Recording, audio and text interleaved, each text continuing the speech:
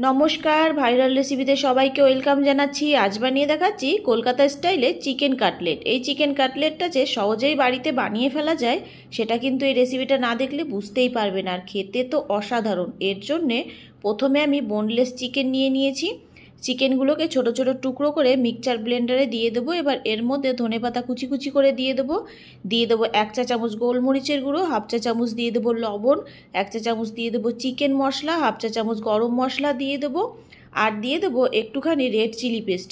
এর বদলে লঙ্কার গুঁড়োও দেওয়া যেতে পারে। এবার দিয়ে দেবো 1 চা চামচ আদা রসুনের পেস্ট, আর দিয়ে দেবো 2 চা চামচ ব্রেড ক্রাম্বস।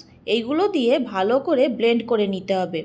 ব্লেন্ডটা সুন্দর করে আমি এরকম করে নিয়েছি, একেবারে মিহি করে নিয়েছি। আর এখানে গোটা রসুন বা গোটা আদা এই কারণেই দিইনি, এতে কিন্তু অনেক সময় চিকেনের সঙ্গে ভালো করে ব্লেন্ড হয় না, দলা দলা থেকে যায়, এই জন্য আমি পেস্ট ইউজ করেছি। এবার এটাকে একটা পাত্রে নামিয়ে নেব।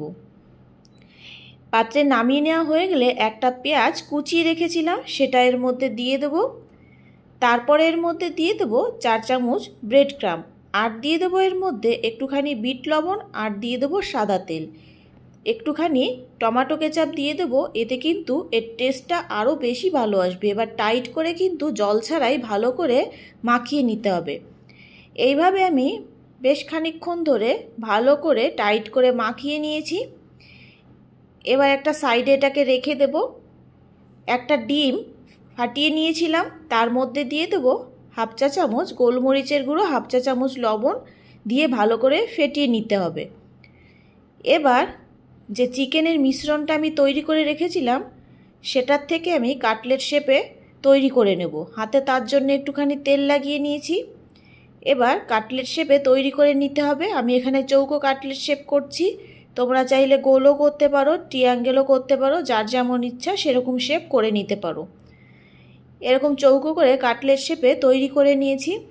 এবার ওই কাটলেট শেপগুলো ওই ডিমের গোলার মধ্যে আমি ডোবাবো। এবার ভালো করে এপিট ওপিট ডুবিয়ে নিতে হবে। তারপরে ব্রেড ক্রাম্বে ডাবল কোট করে নেব।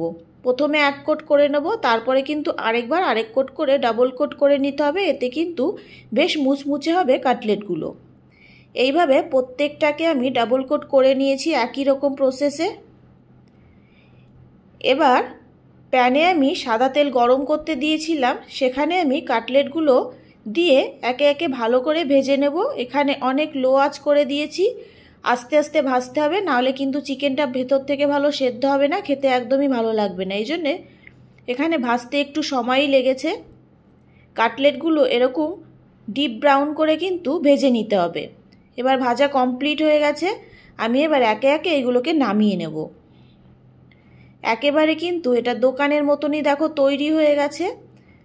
আর খেতে কিন্তু অসম্ভব টেস্টি একটা রেসিপি। বাড়িতে কিন্তু এরকম বোনলেস চিকেন থাকলে এটা বানিয়ে ফেলতে পারো চায়ের সঙ্গে। এটা কিন্তু বিকেলবেলা ভালোই লাগবে, কফির সঙ্গেও খাওয়া যেতে পারে। আর একটা ভেঙে দেখাচ্ছি। রেসিপিটা দেখার জন্য সবাইকে ধন্যবাদ।